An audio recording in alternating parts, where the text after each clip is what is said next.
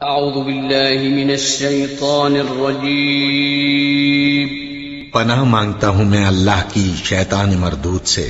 بسم اللہ الرحمن الرحیم شروع اللہ کا نام لے کر جو بڑا مہربان نہایت رحم والا ہے۔ اعوذ باللہ من الشیطان الرجیم بسم اللہ الرحمن الرحیم وجاءت سيارة فأرسلوا واردهم فأدلى دلوه قال يا بشرى هذا غلام وأسروه بضاعة والله عليم بما يعملون وشروه بثمن بخس دراهم معدودة وكانوا فيه من الزاهدين وجاءت سيارة اور آیا ایک قافلہ فأرسلوا واردهم پس بھیجا انہوں نے واردهم اپنے وارد کو فأدلى دلوہ پس ڈالا اس نے اپنا ڈول قالا وہ پکار اٹھا یا بشرا اے خوشخبری ھذا غلام یہ ایک لڑکا ہے وَأَسَرُّوهُ بِضَاعَةً اور چھپا رکھا انہوں نے اس کو بضاع ایک تجارتی سامان سمجھ کر واللہ علیم بما یعملون اور اللہ جاننے والے ہیں جو کچھ بھی وہ کر رہے تھے وشروہ اور انہوں نے اس کو بیچ ڈالا بثمن بخس ایک گھٹیا قیمت کے عوض دراہم جو چند دراہم تھے معدودہ گنے وَكَانُوا فِيهِ اور وہ لوگ تھے اس یوسف کے بارے میں من الزاہدین بے رغبتی کرنے والوں میں سے۔ حضرت یوسف علیہ السلام کو ان کے بھائیوں نے ایک ویران کنویں میں پھینک دیا اور یہ کنواں چونکہ اس کا پانی کھارا تھا میٹھا نہیں تھا اس لیے عام طور پر اس کا استعمال کم تھا اور عام جو گزرگاہ تھی وہ بھی نہیں تھی، ایک غیر معروف راستہ تھا، اس لیے لوگ اس سے مال مویشی کو ہی پانی پلاتے تھے، عام لوگ اس سے پانی لے کر کے پینے کے لیے دیگر ضروریات کے لیے استعمال نہیں کرتے تھے۔ اور تفاسیر میں لکھا ہے کہ جب یوسف علیہ السلام اس میں پھینکے گئے تو اللہ نے اپنی قدرت سے اس کا پانی میٹھا کر دیا تھا تاکہ یوسف علیہ السلام اس سے اپنی ضرورت پینے کی پوری کر سکیں، اور آپ کی برکت سے اللہ نے اس کے ذائقے کو تبدیل کر دیا۔ اور اب ظاہر ہے یہ بڑا کٹھن اور مشکل وقت تھا جو 3 دن اور 3 راتیں تھی تنہائی کی اور خوف کی، یہ ہر ایک آدمی سے برداشت کرنا اس چیز کو، اس دباؤ کو بہت مشکل ہوتا ہے، لیکن چونکہ پیغمبر کے گھر میں تربیت ہوئی تھی اور اللہ تعالیٰ نے ان کو پیغمبر بنانا تھا، اور یہ اسلامی عقیدہ ہے کہ پیغمبر اعلان نبوت سے بھی پہلے نبوت والی صفات سے متصف ہوتے ہیں، اس لیے ایمان کی پختگی، اللہ کی ذات پر یقین اور توکل کامل تھا، اس لیے پریشان نہیں ہوئے، گھبرائے نہیں، ورنہ ایسے موقع پہ انسان کا دل فیل ہو جاتا ہے، انسان ویسے ہی خوف سے مر جاتا ہے۔ تو آپ نے اللہ کو پکارا۔ امام رازی رحم اللہ نے تفسیر کبیر میں آپ کی اس مشکل میں ایک دعا لکھی ہے کہ آپ نے اس گھڑی میں یہ دعا کی تھی یا شاہدن غیر غائب و یا قریبا غیر بعید و یا غالبا غیر مغلوب اجعل لی من امری فرجا و مخرجا۔ اے وہ ذات شاہدن غیر غائب جو موجود ہے غائب نہیں ہے، وَيَا قَرِيبًا غَيْرَ بَعِيدٍ اور اے وہ ذات جو ہر ایک کے قریب ہے دور نہیں ہوتی، وَيَا غَالِبًا غَيْرَ مَغْلُوبٍ اور اے وہ ذات جو ہمیشہ غالب رہتی ہے مغلوب نہیں ہوتی۔ اجعل لی من امری فرجا و مخرجا میرے لیے اس مشکل گھڑی میں آسانی کی کوئی صورت اور راستہ بنا دے۔ یہ دعا آپ نے کی تو اللہ تعالیٰ نے آپ کے لیے حالات آسانی کے بنا دیے۔ تو مدین سے قافلہ جا رہا تھا مصر کی طرف، اور یہ لوگ رات کے اندھیرے میں کہیں راستہ بھٹک گئے اور غلط راستے پہ چل پڑے، اور چلتے چلتے اس کنویں سے ان کا گزر ہوا۔ تو انہوں نے اپنے ایک ملازم کو، نوکر کو بھیجا، اور اس زمانے میں ہوتا تھا کہ جو قافلے تجارتی چلتے تھے تو چونکہ لمبے سفر ہوتے تھے تو قافلے کے ساتھ ایک آدمی وہ ملازم بھی رکھتے تھے جو پانی کا انتظام کرے اور دیگر ضروریات کا۔ تو اسی طرح ان کے پاس بھی ایک ملازم تھا، اور اس کا نام بعض اہل تفسیر نے مالک ابن دغنا یا مالک ابن داعر اس کا نام لکھا ہے، یہ شخص تھا۔ تو اس کو انہوں نے بھیجا کہ ادھر ادھر جا کے دیکھو کہیں پانی ہو تو پانی بھر کے لے آؤ۔ تو یہ آدمی اس کنویں پہ پہنچا، اس کا ذکر ہے وجاءت سیارہ، اور آیا ایک قافلہ جو مدین سے مصر جا رہا تھا، فَأَرْسَلُوا وَارِدَهُمْ پس بھیجا انہوں نے اپنے وارد کو۔ وارد اس شخص کو کہا جاتا ہے جو قافلے کے لیے پانی کا انتظام کرے اور قافلے والوں کی پانی کی ضروریات کو پورا کرنے والے کو وارد کہتے تھے۔ تو بھیجا انہوں نے اپنے وارد کو، فَأَدْلَى دَلْوَ پس ڈالا اس نے جا کر اپنا ڈول، کنویں میں ڈول پھینکا، اور یوسف علیہ السلام نیچے بیٹھے ہوئے تھے تو آپ نے ڈول کو پکڑ لیا اور آپ ڈول میں بیٹھ گئے۔ اب وہ سمجھا کہ ڈول پانی سے بھر گیا ہے، اس نے رسی کھینچنا شروع کر دی، لیکن اس کا کام ہی یہ تھا پانی کنویں سے نکالنا۔ اب وہ بڑا پریشان ہوا کہ اتنا بھاری ڈول تو آج تک میں نے کبھی نہیں کھینچا، یہ کیسا پانی ہے کہ جو ڈول اتنا بھاری ہو گیا۔ بہرحال وہ نکالتا رہا، اور جب اوپر یہ ڈول پہنچا تو دیکھا پانی تو نہیں، اس میں تو ایک لڑکا ہے۔ اور جیسے کل کہا تھا کہ حضرت یوسف علیہ السلام کی اس وقت عمر یا 12-13 سال تھی یا 17-18 سال آپ کی اس وقت عمر تھی۔ تو اس نے جب دیکھا آپ کو انتہائی خوبصورت تھے۔ حضور اکرم صلی اللہ علیہ وسلم کے ارشاد گرامی ہے، آپ نے فرمایا اللہ تعالیٰ نے جو دنیا میں انسانوں کو حسن دیا ہے اس کا آدھا حصہ حسن کا یوسف علیہ السلام کو اللہ نے دیا تھا۔ جب اس نے اتنا حسین ایک بچہ دیکھا تو اس کی حیرت اور تعجب کی انتہا، تو فوراً اس کی زبان سے نکلا قال یا بشرا۔ یہ جب انتہائی انسان خوش ہو تو عرب اس وقت کہتے یا بشرا، بشرا کو پکارتے یعنی او خوشخبری۔ یا بعض اہل سیر نے لکھا ہے کہ بشرا اس کی بیوی کا نام تھا، وہ بھی اس کے ساتھ تھی، تو اس نے ایسے اس کو آواز دی جو اس کے ساتھ تھی کہ دیکھو یہ کیا نکل آیا۔ یا بعض نے لکھا ہے کہ اس کے ساتھی کا نام بشرا تھا، یا یہ ہے کہ یہی خوشی کی انتہا سے خوشخبری کو ہی اس نے پکار دیا یا بشرا، اے خوشخبری، ھذا غلام، یہ تو لڑکا نکل آیا، پانی نہیں یہ تو لڑکا نکل آیا۔ وَأَسَرُّوهُ بِضَاعَةً اور چھپا رکھا انہوں نے یوسف کو بضاعتاً سامان تجارت سمجھ کے، ایک قیمتی چیز سمجھ کے اس کو چھپا لیا۔ یہ اسرّو کی ضمیر کس کی طرف راجع ہے کہ کنہوں نے چھپا لیا یوسف کو؟ اس میں دو تفسیریں ہیں۔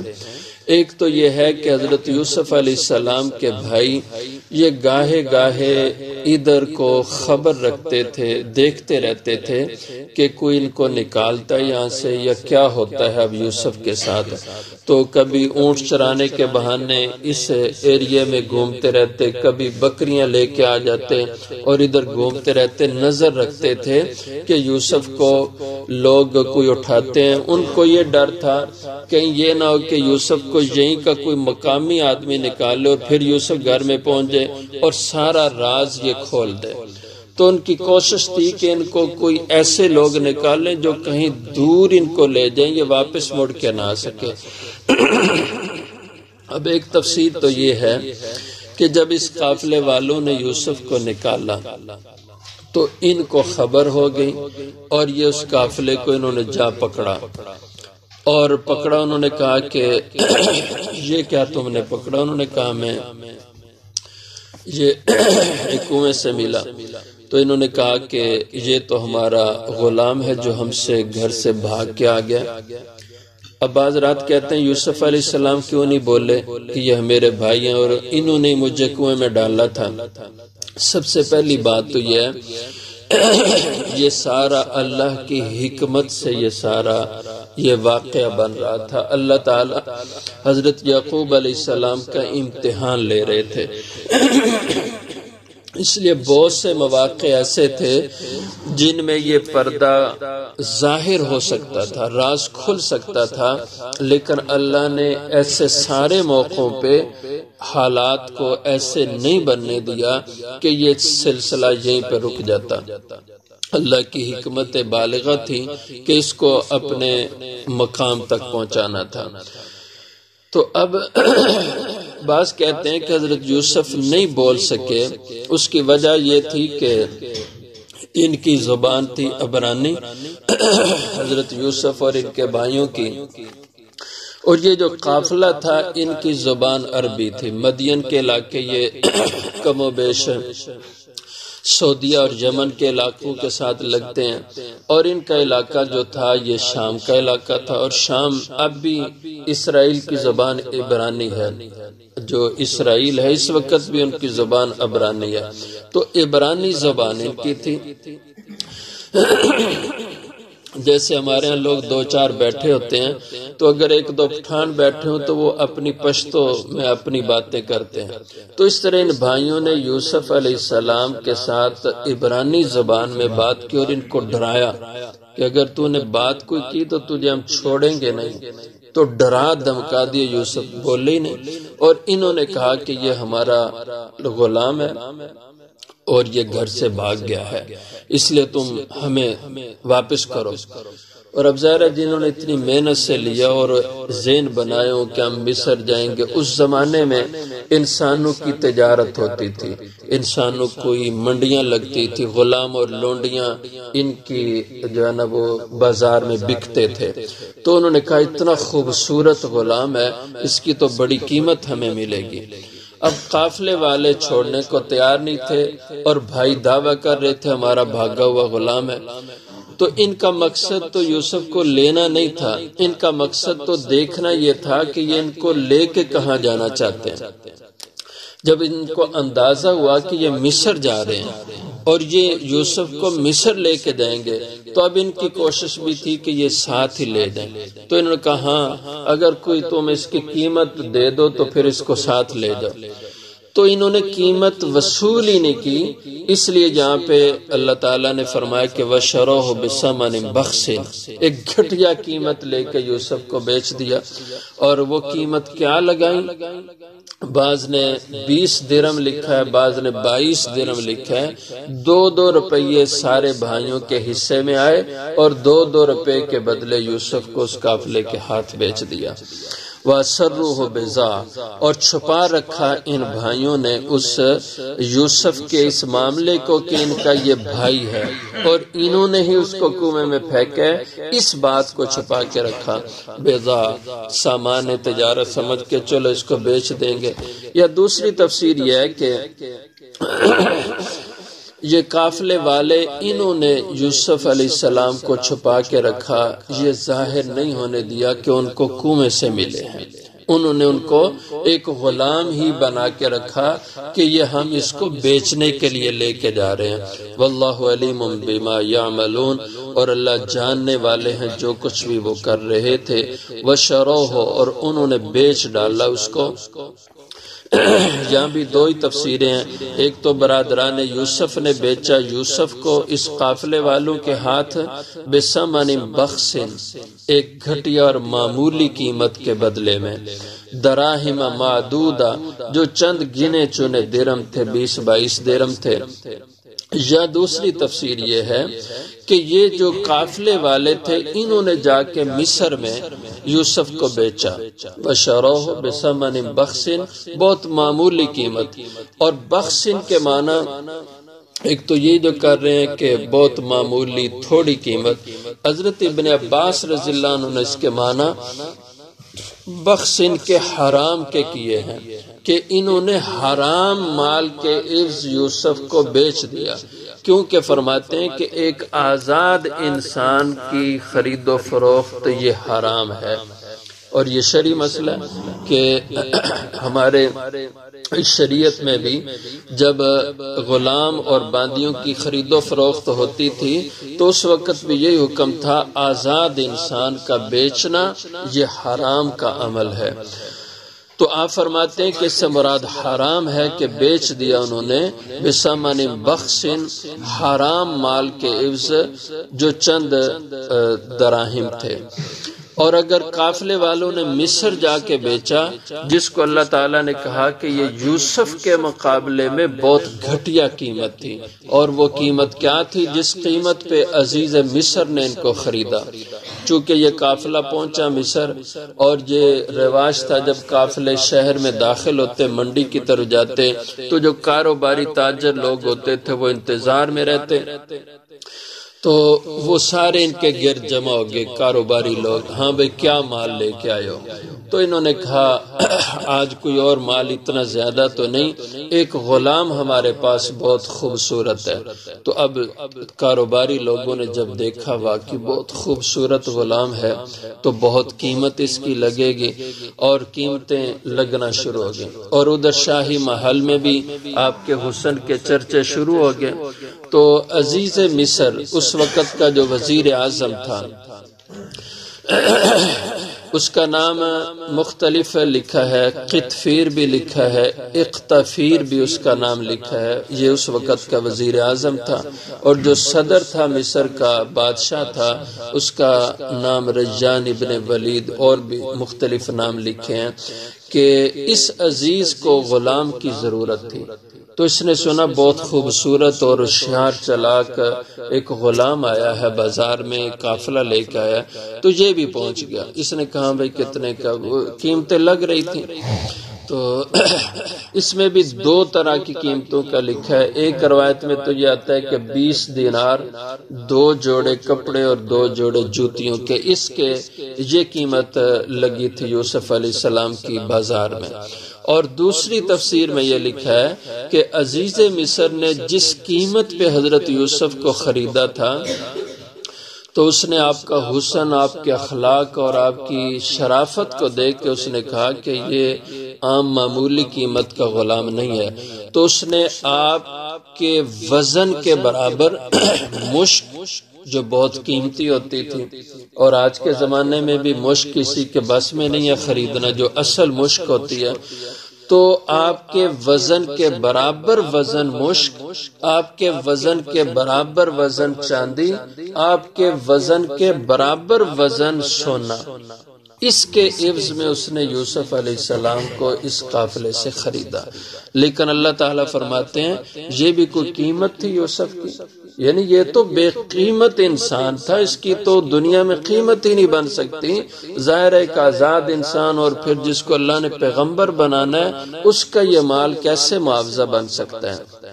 وَكَانُوا فِيهِ مِنَ الزَّاهِدِينَ، اور وہ لوگ تھے اس یوسف کے معاملے میں من الزاہدین، بے رغبتی کرنے والے، یعنی جو بھائیوں نے بیچا تو یہ بھائی بے رغبتی کرتے تھے یوسف کے معاملے میں، کوئی ان کو اس کے ساتھ محبت اور دلچسپی نہیں تھی۔ اور قافلے والوں کی نسبت ہو تو وہ قافلے والے یوسف کے معاملے میں من الزاہدین، بے رغبتی کرنے والے تھے، ان کو کیا پتہ یوسف کا مرتبہ مقام کیا ہے، یہ یوسف کیا چیز ہے، وہ من الزاہدین، بے رغبت لوگ تھے اور بے قدرے لوگ تھے۔ وآخر دعوانا